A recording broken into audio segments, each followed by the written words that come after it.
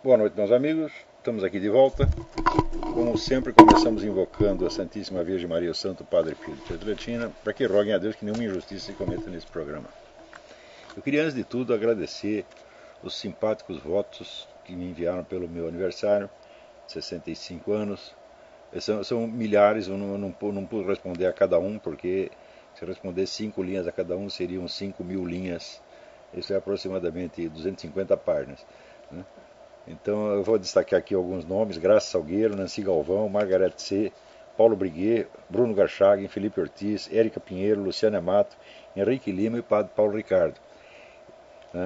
Esses, entre outros muitos, eu não sei mais a quem eu respondi pessoalmente, a quem eu não respondi, mas olha, fica a todos a minha mais profunda gratidão. Então, olha aqui, a Ana Prudente em São Paulo está lançando uma campanha pela adoção do voto impresso, cédula de papel, tá certo? Que pode ser contada. E eu acho a coisa mais certa do mundo. Essa é uma precaução absolutamente indispensável, porque está mais que provado que essas maquininhas de votar são facilmente manipuláveis e são manipuladas de fato, tá certo? Então, mesmo aqui nos Estados Unidos, né, o pessoal, quando tem eleição aqui, o brasileiro se gaba: não, eles levam vários dias para contar os votos, nós em 10 minutos sabemos o resultado. Então, está se gabando de ser trouxa, quer dizer, nós somos enganados com mais velocidade do que o americano. Porque, veja, a fraude eleitoral aqui não falta, mas ela é mais difícil de cometer e muito mais fácil de controlar. Por quê? Porque em muitos lugares ainda tem a cédula de papel. Não é em todo lugar, mas em muitos ainda tem. Tá certo? Então, eu acho. Ana, essa campanha tem meu inteiro apoio. A coisa mais, se o meu apoio serve para alguma coisa, está aí dado. E vou insistir no assunto de vez em quando aqui no programa. Também, aqui, a Miriam Macedo publicou no blog dela um texto de 8 linhas, dizendo o seguinte: dizendo que com esse negócio de quota, isso aí vai criar uma desconfiança, uma suspeita em torno de profissionais negros. Porque você vai pensar: não, esse doutor aí, ele é da cota, então se o cara é um dentista, é médico, então você já vai ficar desconfiado. Quer dizer, antes não fazia menor diferença, podia ser preto, branco, amarelo, azul, né, verde com bolinhas, você não ligava, tá certo? O que interessava era a competência. Mas agora o sujeito já vem com o cartaz: sou da quota, né?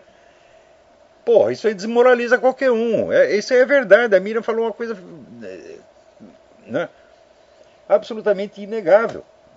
Isso vai criar uma prevenção mesmo contra os profissionais negros. Prevenção que na maior parte dos casos será injusta, claro, tá certo?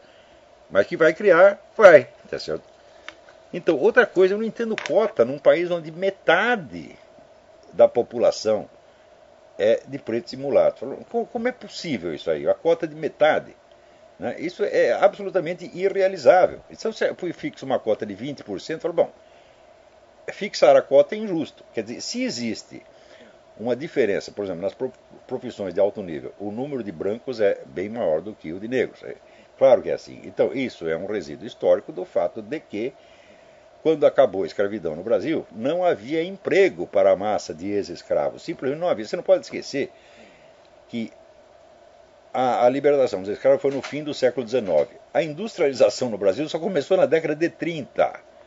Quer dizer, os caras tiveram 40 anos, tá certo, para procriar sem ter emprego, meu Deus do céu. Não tinha emprego, não tinha onde morar. Da onde você acha que foi a origem das favelas? A favela foi isso, né? Então, os caras não tinham lugar para isso na cidade, se ajeitaram lá no morro, tá certo? Então, 40 anos, olha, é muita gente que surgiu, tá certo? Então, a sociedade não tinha como absorver esta mão de obra.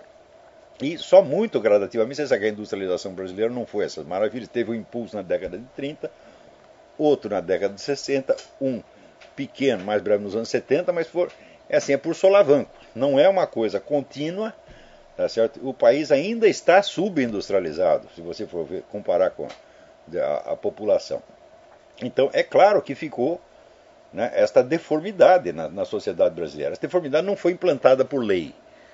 Tá certo? Não foi ninguém que disse: olha, aqui nós só vamos dar emprego para branco. Não existem leis discriminatórias no Brasil. Mas tem uma discriminação econômico-social que é fruto da própria formação errada. Quer dizer, quem mandou ter escravos? Você sabe que o Brasil foi um dos países mais escravagistas do mundo. Para competir com o Brasil, só o pessoal do mundo islâmico. E esses foram os campeões de escravagismo. E curioso, eles mesmos fazem campanha contra o Ocidente, dizendo que o Ocidente é escravagista. Né?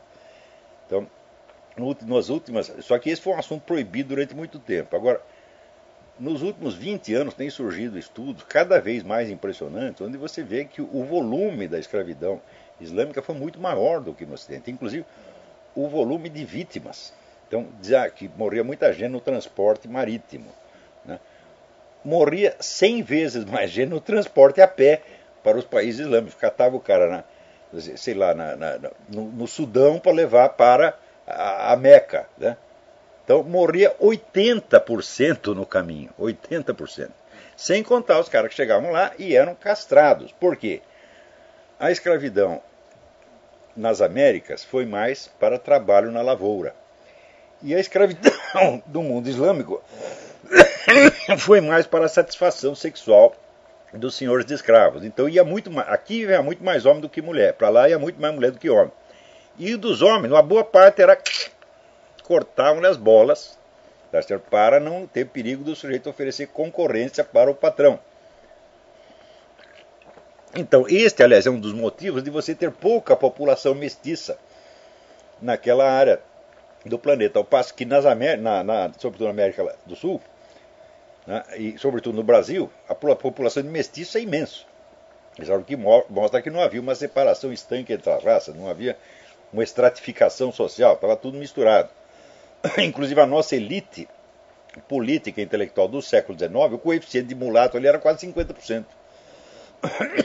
O que mostra que a sociedade em si ela não era racista, ou pelo menos não era profundamente racista. Tá certo? Quanto, vamos dizer, a escravidão, quanto de escravo que veio para a América do Norte, para os Estados Unidos, é absolutamente irrisória comparada com o que foi para o mundo islâmico. Mas aí, no mundo islâmico jamais teve uma campanha abolicionista. Por quê? Porque a escravidão está consagrada no Corão como um direito inquestionável. O mito de que no Islã o tratamento dos escravos era mais brando, mais humano, hoje já está completamente derrubado. Você leu sobretudo os livros do Bernard Lugan, que é o maior historiador da África, o maior historiador vivo da África, presentemente, Bernard Lugan, Lugan, e vocês vão ver que isso aí já não tem como sustentar esta coisa. Mas, no Ocidente, o Brasil foi campeão absoluto, tá certo? De escravidão, o que em si já é uma vergonha, tá certo? Né? Eu me lembro quando me levaram para... precisa ver o mercado de Olinda, né? Eu chego lá num edifício meio sinistro e a gente sentia alguma coisa estranha no ar, né? Falei, isso aqui era mercado do quê? Os caras eram mercado de escravo. Eu falei, vamos embora dessa merda, não quero ver isso não. Né? Quer dizer, era uma coisa que devia ser escondida, né? Certo? Ou só mostrada como mau exemplo, tá certo? Então, ficou esta marca na sociedade brasileira. Né? Agora, para resolver isso aí por meio de lei, é claro que é um negócio utópico que só vai criar crise e criar conflito. Só tem um jeito de resolver o problema como foi resolvido aqui. Porque se você tem uma democracia capitalista próspera, a coisa vai equalizando. Você vê que a comunidade negra americana é a 15ª economia do mundo hoje. Né? Não há mais diferença socioeconômica nenhuma entre negros e brancos aqui. Agora, o problema é o seguinte, o problema é que quanto mais eles sobem na vida, mais revoltados eles ficam. E isso é normal. Eu já disse para vocês, não aparece revolução em nenhum país de economia declinante. É quando a pessoa começa a subir na vida, então é natural que junto com a ascensão socioeconômica surjam as ambições políticas. É claro, o sujeito que está lá, morrendo de fome, tá certo? Sem comer faz 4 dias, ele vai pensar, eu quero ser vereador, quero ser governador do estado. Não vai pensar uma coisa dessa, pô. Né? Agora, de repente você está bem na vida, você tem lá 4, 5 filhos na faculdade, você pensa, meus filhos podem ser governador, podem ser presidente da república. Né? Então, é a ambição de poder que cria os conflitos políticos. Se não há ambição política, não há conflito político. É a coisa mais óbvia do mundo. Então, você veja, os países que tiveram revolução, como por exemplo a China, a Rússia, a França, eram todos países que estavam prosperando muito, estavam crescendo muito. O crescimento econômico cria por si o desequilíbrio político, isso é inevitável. Tá certo? Então aqui também, os negros aqui, eles ficam revoltados não porque eles estão mal, mas porque eles querem mais poder. Né? Então já fizeram o presidente da república. Não, também não basta, nós queremos fazer todos os governadores, todos os prefeitos. Todo movimento político é assim. Quer dizer, tem A ambição totalitária é inerente, de certo modo, à política mesmo. Quer dizer, toda política aspira a ser. Você tem um livro interessante, Filosofia Política, do Eric Weil, né, em que ele diz que toda proposta política, em princípio, é universal. Se você aparece com uma ideologia, toda ideologia tem ambição universal. Isso é inevitável. Então, aqui nos Estados Unidos, o conflito racial que existe não é de ordem socioeconômica, é de ordem puramente política e cultural. Agora, o conflito que está surgindo no Brasil é um conflito imitativo, que surge quando as altas esferas decidem copiar, né, as táticas do movimento negro dos Estados Unidos e adaptam numa outra circunstância social completamente diferente, sem saber o que vai dar. Quer dizer, em primeiro lugar, é macaquice, é mania de brasileiro de copiar o que os americanos fazem. Isso aí já vem desde, vocês leiam lá a Ilusão Americana do Eduardo Prado, já está lá. Agora, a esquerda copia os americanos igualzinho. Né? Antigamente a esquerda falava mal dessa macaquice, porque era a direita que copiava. Agora a própria esquerda copia. Quer dizer, não é a questão de ser de esquerda ou de direita, é a questão de ser brasileiro. Se você é brasileiro, tá certo? Você é um macaqueador compulsivo, tá certo? Então, esta consequência que a Miriam está assinalando aqui é absolutamente inevitável. É de criar um preconceito contra os caras porque eles são os homens da cota. Agora, por ter escrito isto, ela recebeu, né, e-mails do seguinte teor. Né? Sua racista filha da puta, você não tem noção de humanidade. Né? Seu preconceito é vergonhoso. Se você não estiver com medo de sair de casa, é bom começar a ter. Tem ameaça explícita. E pior, como sempre acontece, né, o pessoal da onde parte essas coisas, eles mesmos tratam de processar a Miriam antes. Então ela perguntou o que eu fazia. Eu falei, processo os caras imediatamente. A melhor maneira de você não ser processado é processar antes, porra. Né? Então, é claro que tem que dar uma queixa disso aqui. Vai na delegacia de crimes de internet e pronto, dê a queixa. Né? Agora, aqui alguém me manda uma correção, dizendo que aquela cláusula do Obamacare, do projeto de saúde pública aqui, que torna obrigatório o microchip na cabeça da pessoa, não foi aprovado. Não foi, peraí, um momento, você tem toda a razão.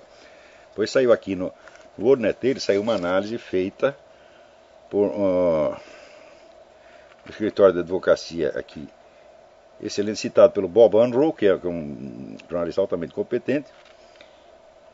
Ele transcreve aqui parte de uma análise feita pelo escritório de advocacia, mostrando que esse negócio de fato não está em vigor. Mas a cláusula permite que se dê essa interpretação. De maneira que isso não foi aprovado, mas não foi excluído completamente. Ainda está lá como uma ameaça. E nós sabemos como são esses projetos. Se isso não passa como lei, passa como medida administrativa. Então, mais dia, menos dia, isso vai ser implantado de qualquer jeito. Você tem razão a dizer, não, aquela cláusula não foi aprovada. Foi votada em 2009 e não foi aprovada. Aqui foi o Valdir Oliveira. Então, obrigado, Valdir Oliveira. Você tem toda a razão. No mesmo dia que você me mandou isso aqui, né,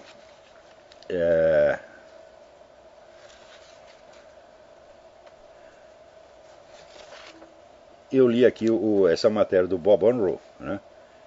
Microchips no Obamacare ainda não. Ainda não. Isso quer dizer que isso não está excluído de maneira alguma.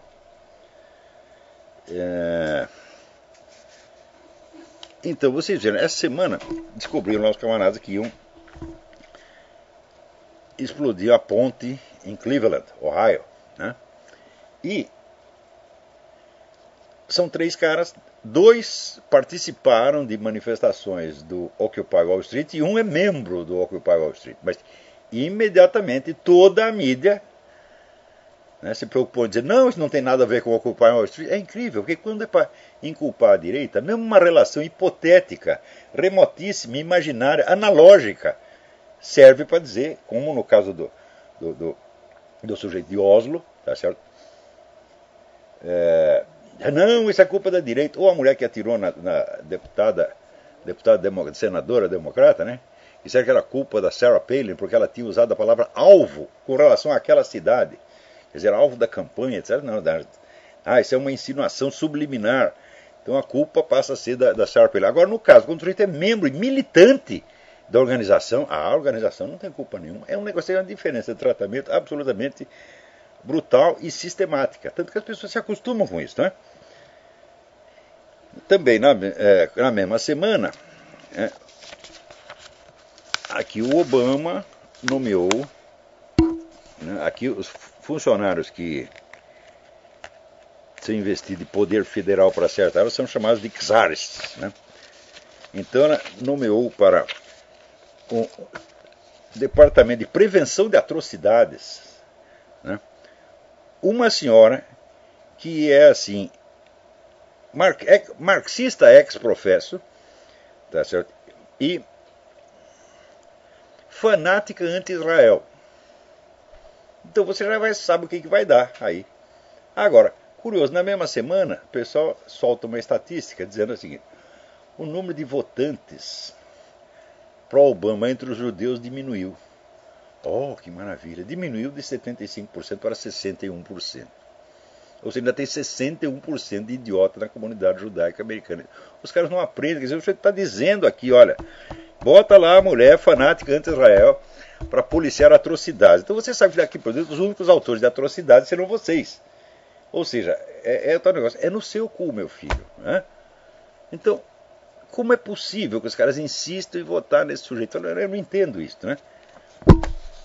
Pode ser, vamos dizer, que toda a comunidade perseguida, você vê, Portugal, por exemplo, Portugal teve, durante 8 séculos foi disputada entre os cristãos e os muçulmanos. Então uma semana era o cristão que governava, na outra semana era o muçulmano. Então o português acostumou, como dizer, a votar dos dois lados, né? E acho que o judeu aconteceu a mesma coisa. Fala, nós somos pequenininhos, nós estamos aqui no meio dos leões e tal, né? Então o que a gente faz? Bom, tenho 2 filhos, você põe um na direita e põe outro na esquerda, para prevenir, tá certo?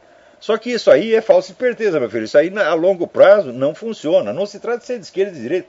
Você tem que ser contra quem é contra você. Se o cara é contra Israel, não interessa se ele é comunista, nazista, direitista, conservador, cristão, diabo. Se ele é contra você, você tem que ser contra ele. Precisa ser muito inteligente para entender uma coisa dessa. Então,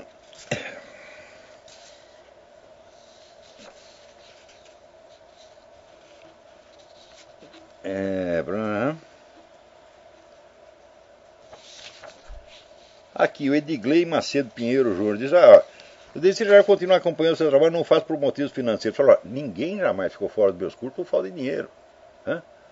Você, por favor, escreva dando detalhes, tá certo? Escreva para o administrador do seminário, seu Silvio Grimaldo, ou para minha esposa, roxane.andrade@gmail.com.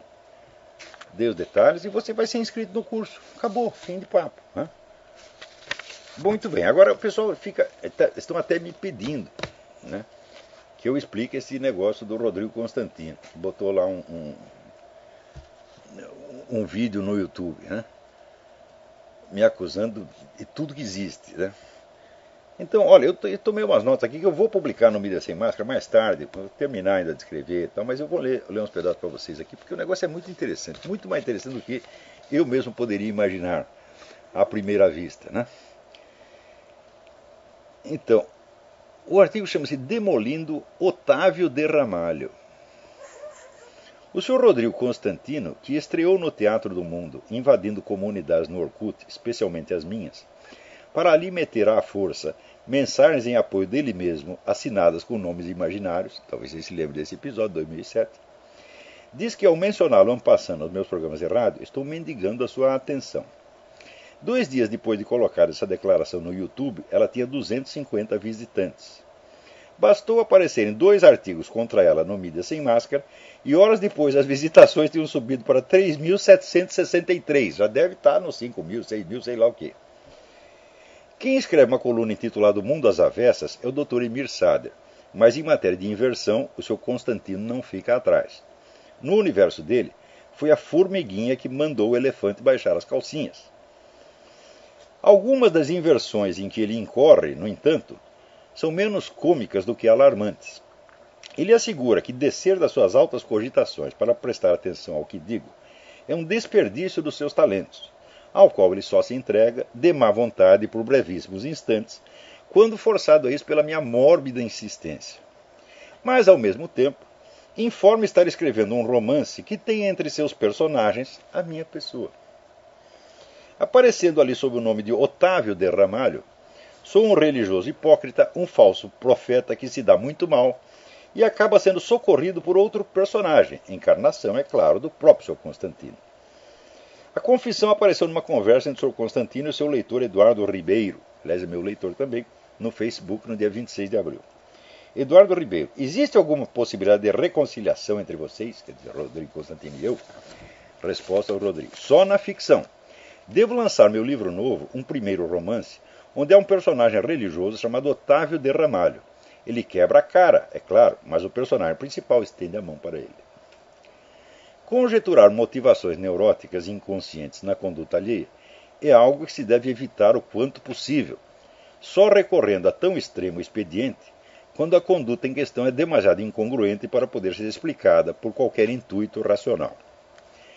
É precisamente esse o caso.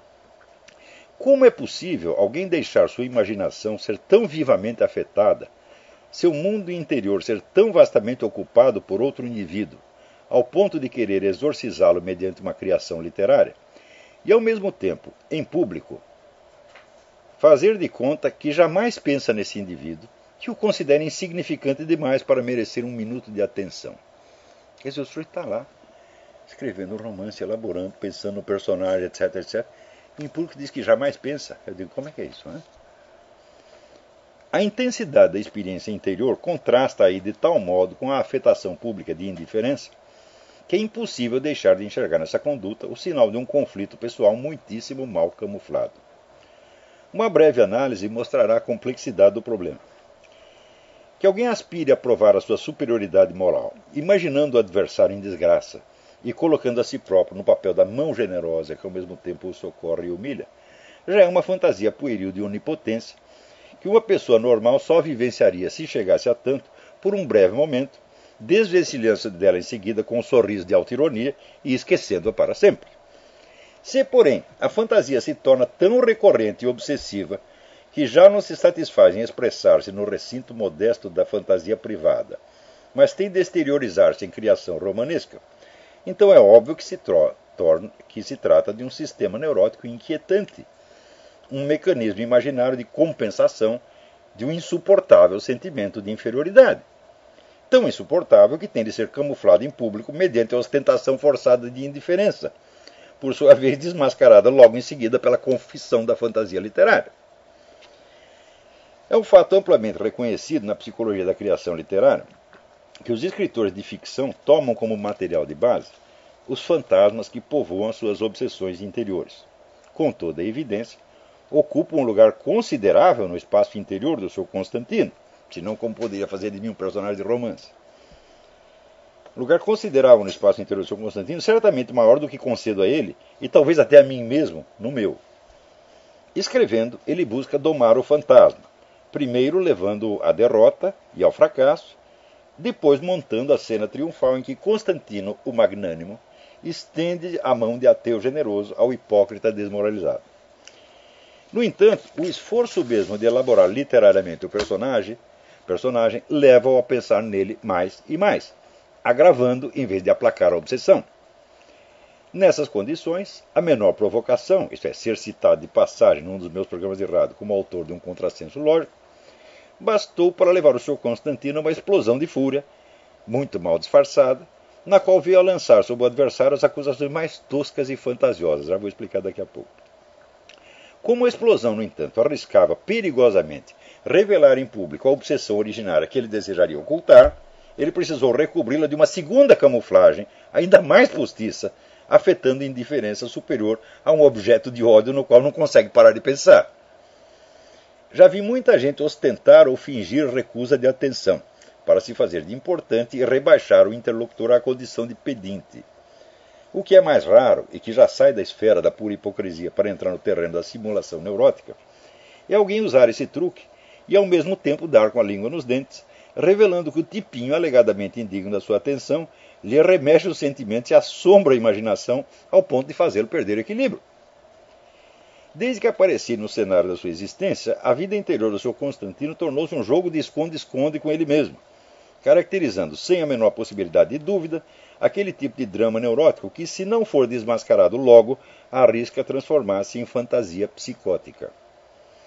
Se o Sr. Constantino já transpôs ou não essa fronteira perigosa, é uma pergunta que, tendo em vista o caráter fantástico e alucinatório das acusações que ele me lança no seu vídeo do YouTube, não posso deixar de fazer.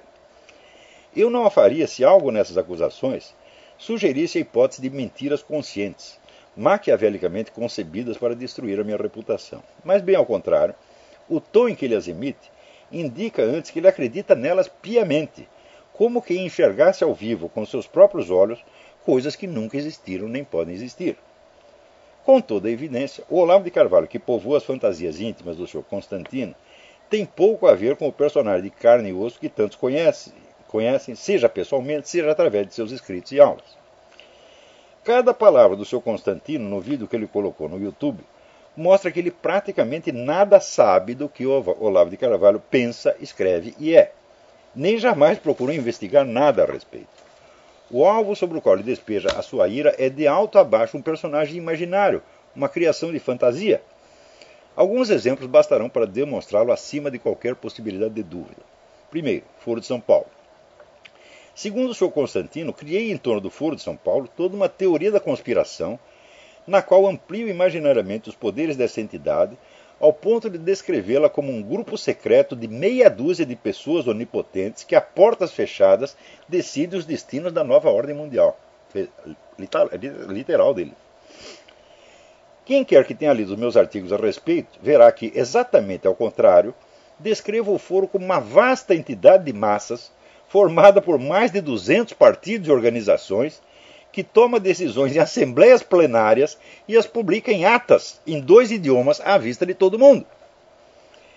Mesmo aquilo que pudesse ter havido de mais discreto nas conversações do Foro, não permaneceu em segredo por muito tempo, já que o próprio fundador da entidade, Sr. Luiz Inácio Lula da Silva, revelou tudo em 2 discursos que pronunciou já na condição de presidente da República e que, longe de ficar secreto por 1 minuto sequer, foram imediatamente estampados no site oficial da própria presidência.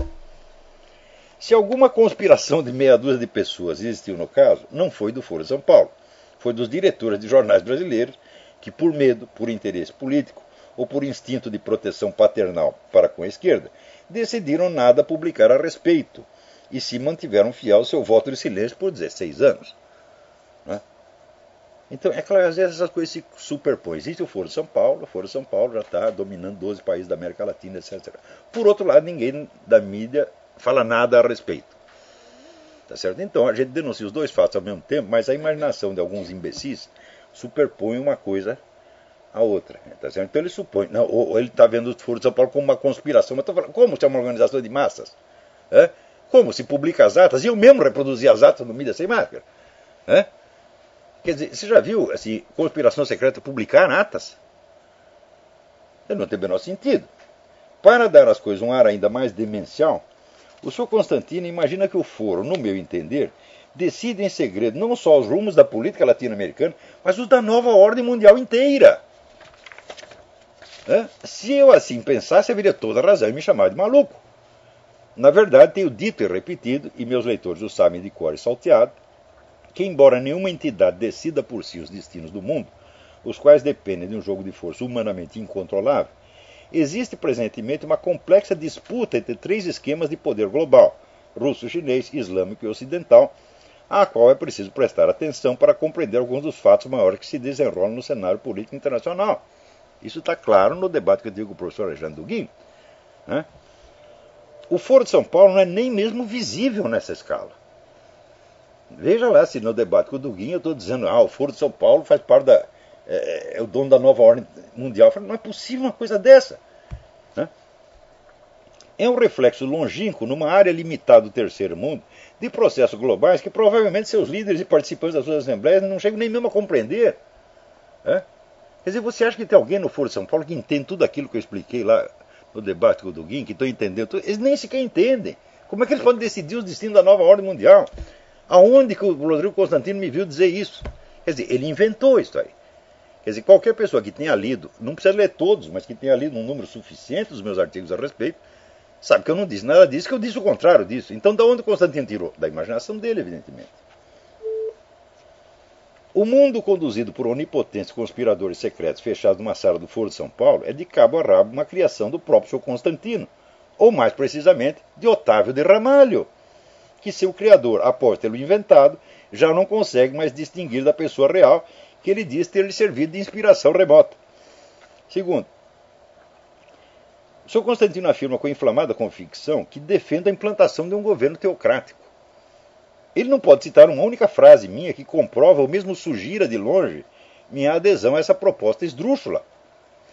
Ele poderia, ao contrário, se desejar saber o que penso, encontrar várias passagens minhas que apontam a centralização do poder papal, iniciado na Idade Média e consumado no início da modernidade, como uma das causas da decadência da Igreja Católica. O Sr. Constantino não enxerga nenhuma contradição entre fazer de mim um apóstolo do governo teocrático e, ao mesmo tempo, um saudosista da Idade Média. Isso não constitui loucura, apenas ignorância, mas a ignorância da realidade é um componente essencial de qualquer interpretação alucinatória dos fatos. Se algo louvei algum dia na sociedade medieval, foi justamente a diversidade, a pluralidade de poderes independentes que, na ordem feudal, asseguravam, ao menos regionalmente, uma grande independência entre os poderes centrais, o papado e as monarquias. Ora, como qualquer estudante de história tem a obrigação de saber, e como já expliquei 1000 vezes nos meus cursos, foi justamente a tentativa insana de instalar na Europa um governo teocrático a partir do século XI que desmantelou o sistema feudal e abriu caminho para o advento dos governos absolutistas, cada um deles a seu modo com pretensões de representar a autoridade da religião. Processo que eu descrevi no Jardim das Aflições. O Constantino disse que leu, mas é mentira, não leu. Se ele leu, ele saberia disso. Ora, se eu aprecio algo na Idade Média, na sociedade medieval, não na cultura é claro que aprecio, mas se algo a sociedade medieval, em algo a sociedade medieval mereceu meus louvores, foi justamente no fato de não ser um governo teocrático. E quando tentaram implantar um governo teocrático, centralizando tudo na mão do Papa, desmantelou os fundamentos da ordem feudal e criou a possibilidade dos governos centralizadores, que é justamente o que eu estou combatendo ali no Jardim das Aflições. Então, o cara ele fala assim, Idade Média, governo teocrático. Fala, o quê? É exatamente o contrário, meu filho. O advento do governo teocrático foi o que liquidou com o sistema medieval.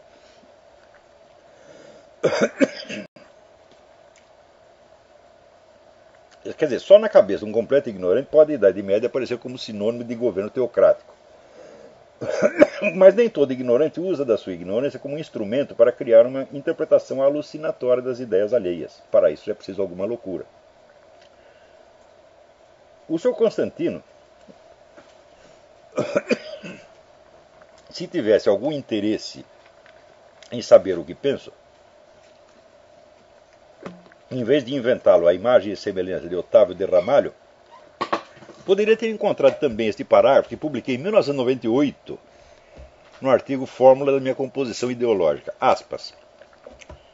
Acredito que há princípios morais universais permanentes que a inteligência discerne por baixo da variação acidental das normas e costumes.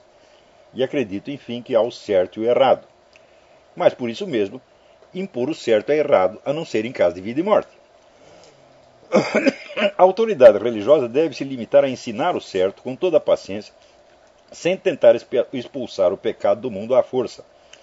E se nem os religiosos, que por sua dedicação à vida interior têm autoridade para falar dessas coisas, devem impor regras morais à força, muito menos deve fazê-lo o Estado, que afinal não passa de uma gerência administrativa, a coisa mais mundana e prosaica que existe.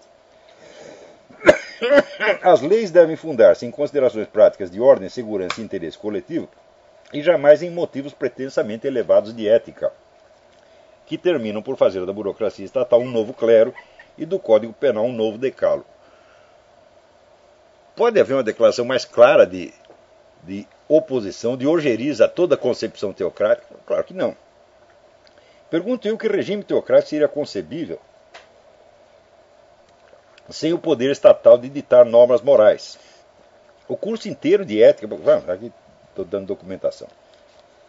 Quando digo que uma norma moral só deve ser imposta pelo Estado em caso de vida ou morte, é evidente que a proibição do aborto se inclui nessa categoria. Na imaginação do Sr. Constantino, isso basta para fazer de mim um adepto do Estado teocrático.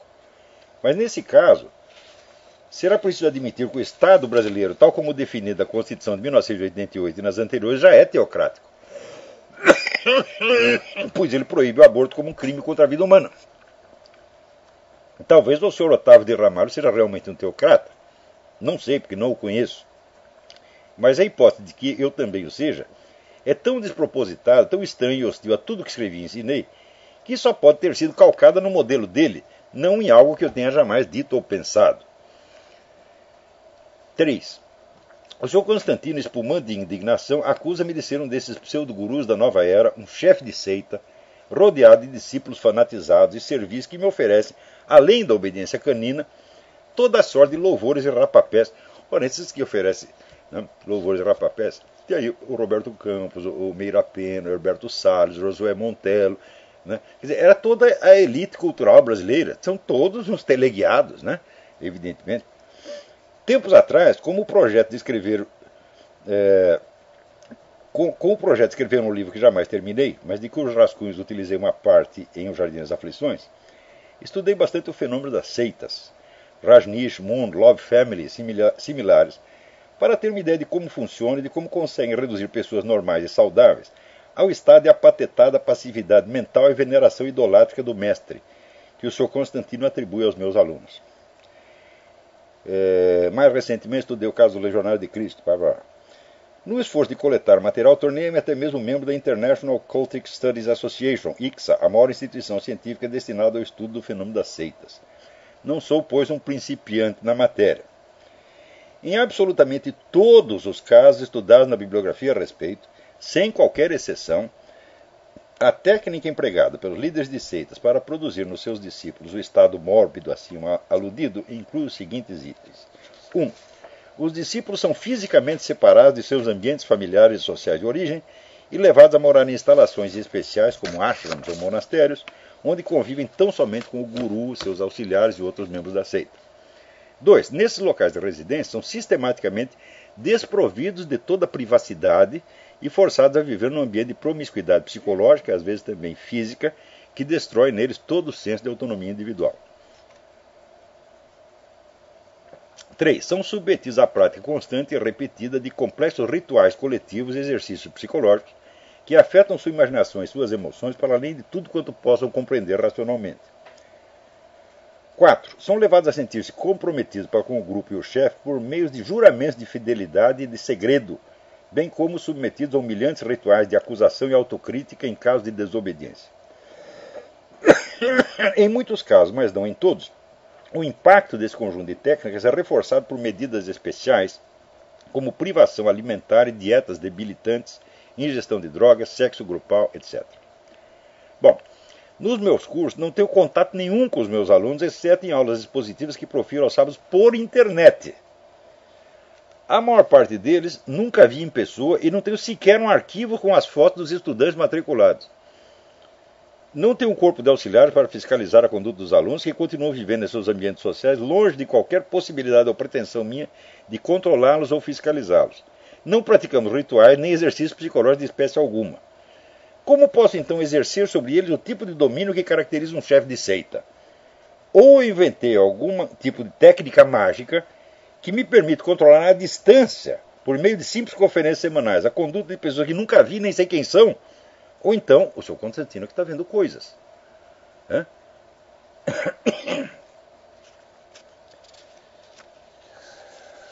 Bom, ainda tem mais explicações. 4. O Sr. Constantino chama-me de astrólogo embusteiro do tipo Walter Mercado.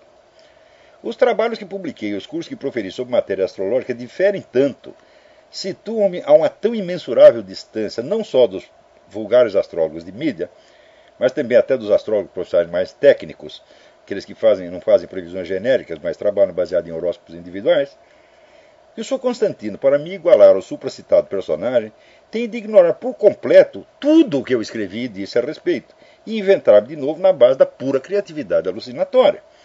Aqui, novamente, ele fala de Otávio de Ramalho e pensa estar falando de Olavo de Carvalho.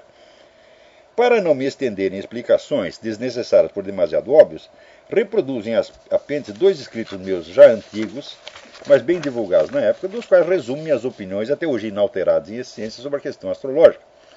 vai sair no Mídia Sem Máscara. Então você vê o tipo de trabalho que eu desenvolvi a respeito, né?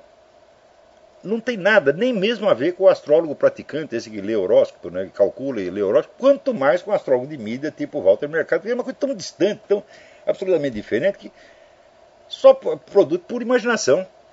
Ou seja, o que o Constantino leu, ou ele sabe do que eu escrevi, do que eu ensinei nesse assunto astrológico? Nada, zero, zero, zero, zero. Ele adivinhou e inventou tudo.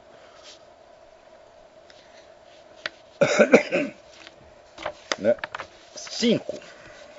O senhor Constantino diz que a direita no Brasil está mal por causa de pessoas como eu. Vejamos se isso é possível, se é mesmo concebível como hipótese. No Brasil só há 2 partidos de direita, o DEM e o PP.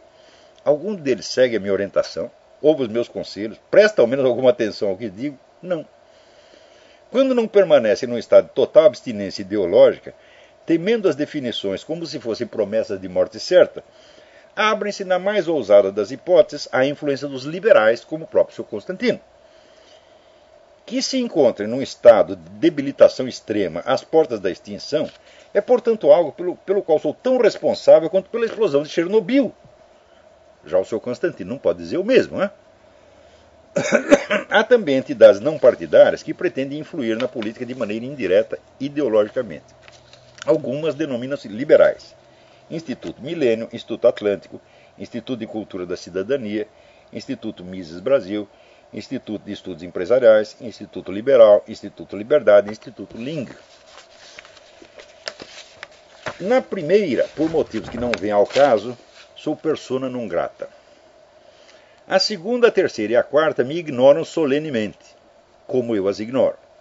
Nas últimas 4 fui bem recebido em tempos remotos, mas nunca deram o menor sinal de ter sido afetadas, no mais mínimo que fosse, por qualquer ideia ou proposta minha. Tanto estas quanto as 4 primeiras, ou seja, as 8, seguem a mesma fórmula liberal mínima, democracia mais liberdade de mercado, com a qual concordo em tese, mas que sempre considerei demasiado fraca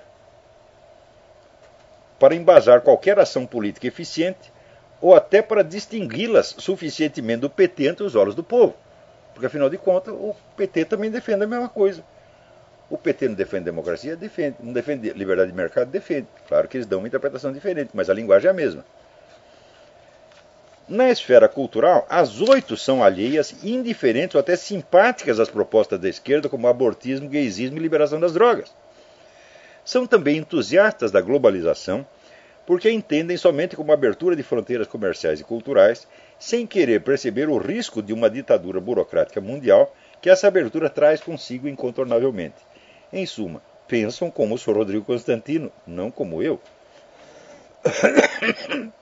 Dentre essas entidades, a mais poderosa e influente é, por ironia, aquela na qual o Sr. Constantino exerce um cargo e é ouvido, não digo com admiração, mas ao menos com aquela ternura paternal de quem espera, cruzando os dedos, que um dia ele venha a ser alguma coisa. Essa entidade foi fundada com verbas consideráveis e apoio institucional maciço. Tem mais figurões da política e das finanças na sua diretoria, e da política, da finança e da mídia, na sua diretoria e no seu conselho, do que qualquer outra entidade do gênero jamais teve no Brasil. Decorridos 7 anos, a direita já nem mesmo existe. Ou seja, gastaram um dinheirão, fizeram um bafafá, tá certo? Fizeram um pool de prestígio e disseram, vamos renovar a direita. O que aconteceu? Nada. Acabou tudo. E enquanto os partidos pertencentes ao Foro de São Paulo dominam tranquilamente o espaço em volta, ali ainda parece predominar a opinião do Sr. Constantino, de que falar do Foro de São Paulo é teoria da conspiração. Que perigo pode representar para a esquerda uma assembleia de socialites que, ciosos das boas aparências, da sua imagem de pessoas polidas, elegantes e equilibradas, têm medo até de dizer o nome do inimigo? Não espanta que na grande mídia esquerdista, essa instituição e o próprio Sr. Constantino sejam aceitos como representantes típicos da direita respeitável. Eu não sou respeitável, eles é que são. O pior é que eles próprios leem isso e lisonjeados acreditam. Murray Rothbard, o liberal dos liberais, já advertia que não há perigo maior para um liberal do que o desejo de ser respeitado pela mídia respeitável. Quando o senhor Constantino se gaba de representar a direita decente, eu sou a indecente. Ele encarna em pessoa uma das causas do mal que ele me imputa. Todos querem se respeitar, mas querem ser decentes. Tanto que na diretoria deste negócio estão grandes donos de mídia, que nos seus próprios jornais e canais de televisão dão todo o espaço para a esquerda. Então querem aparecer respeitáveis, são nossos amigos, é tudo assim. Temos divergências teóricas. Então é claro que a esquerda ri dessa gente. Há também as entidades religiosas ou associadas de algum modo à religião. Estas apreciam o meu combate contra as propostas culturais da esquerda, mas divergem de mim ou antipatizam com a minha pessoa sob tantos outros aspectos e com tamanha variedade de pretextos que nenhuma proximidade ou colaboração entre nós é possível, nem mesmo numa esfera puramente intelectual. Algumas, católicas, rejeitam como a peste o liberalismo econômico e político, que para mim é uma condição indispensável, embora parcial e ambígua, da resistência ao totalitarismo revolucionário. Outras não querem ter seus nomes associados ao meu, porque abominam toda independência de pensamento e concebem a sua pusilanimidade intelectual como uma virtude cristã. Ver seu Sidney Silveira, seu Carlos Nogueira, essa gente toda, né? Outras, por fim, católicas ou evangélicas, têm contra mim toda sorte de prevenções supersticiosas, desde a suspeita de que sou um gnóstico, coisa da qual tenho uma concepção entre mitológica e ginasiana, até o fato de que digo palavrões, o que nos seus sacrossantos recintos ninguém nunca faz, sendo todos os seus membros nesse quesito mais santos que São Bernardo de Clairvaux, São Tomás More e São Francisco de Assis, que usavam seus palavrões quando necessário.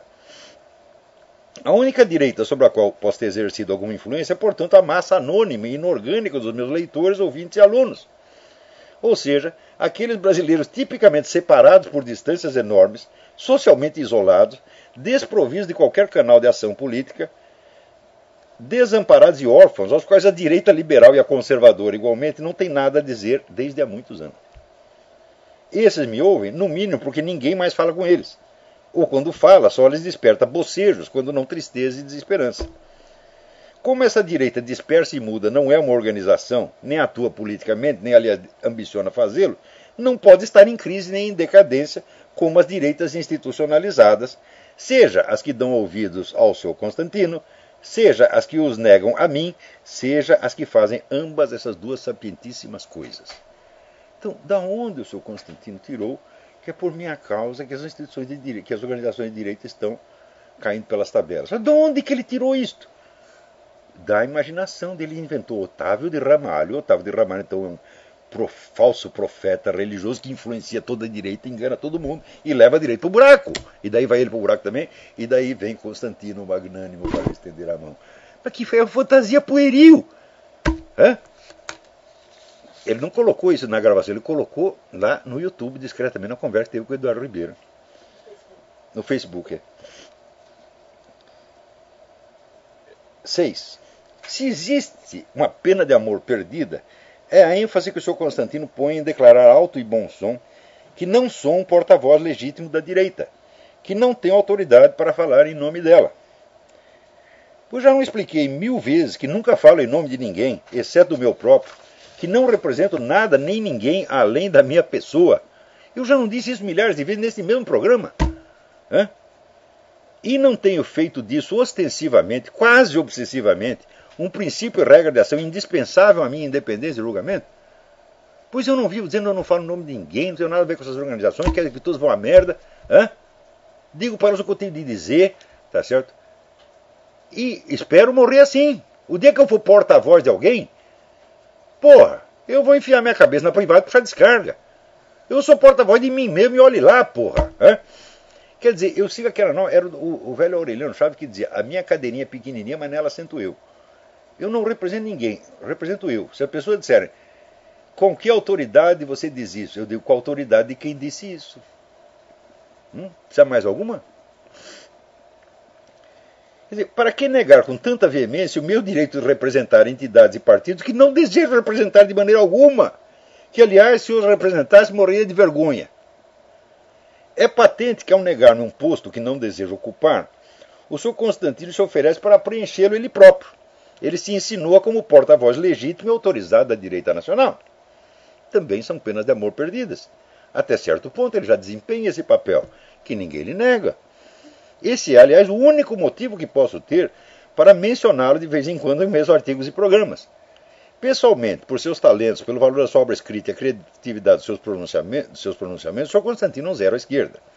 É somente o posto que ocupa na rede de organizações de direita que lhe dá o direito a ter alguma atenção da minha parte. Atenção, aliás, inevitável, em vista do meu compromisso jornalístico de analisar o estado mental das classes falantes no Brasil à luz das palavras do seu representante. Ou seja, eu tenho que falar do Sr. Rodrigo Constantino como falo de outros. Como falo do seu Paulo Moleira, como falo do Dr. Emir Saad, ou como falo de qualquer outro idiota que se meta aí a representante de alguma corrente de direita e esquerda. É isso que eu tenho que analisar, esse é o material que eu tenho, porra. A direita no Brasil é uma entidade em plena decomposição, em estado terminal, cuja última esperança de sobrevivência é cavar um lugarzinho de força auxiliar na implantação do programa cultural da esquerda, em troca disso obter algumas concessões paternais do governo na área econômica. Concessão pelo menos suficiente para que os empresários possam continuar tendo dinheiro para subsidiar entidades como essas que aceitam lá o Sr. Rodrigo Constantino como seu doutrinário. Ninguém personifica esse estado de abjeção melhor que o Sr. Constantino. Quem lhe negar o posto de representante típico e até máximo da direita brasileira cometerá uma injustiça revoltante. É, pois, pura fantasia dele imaginar que tem algo a disputar comigo nesse campo. A paixão, o entusiasmo com que ele se entrega a essa disputa é sinal seguro de que o eixo das suas preocupações passa longe da sua situação real. Quer dizer, ele está lá discutindo comigo para ver quem é o representante da direita e fala, mas não tem nem dúvida, é você. Eu não. 5 anos atrás, o Sr. Constantino era apenas um argumentador desastrado, ignorante dos princípios mais elementares da argumentação e da prova, que se tornava ainda mais grotesco por apresentar-se como personificação da razão em luta contra o obscurantismo. A passagem do tempo e o sucesso obtido em impor-se como representante de uma facção moribunda excitaram-lhe a veia imaginativa ao ponto de levá-lo a duelar com fantasmas de sua própria invenção, acreditando piamente que ao humilhá-los inflige derrota acachapante a alguma pessoa de carne e osso.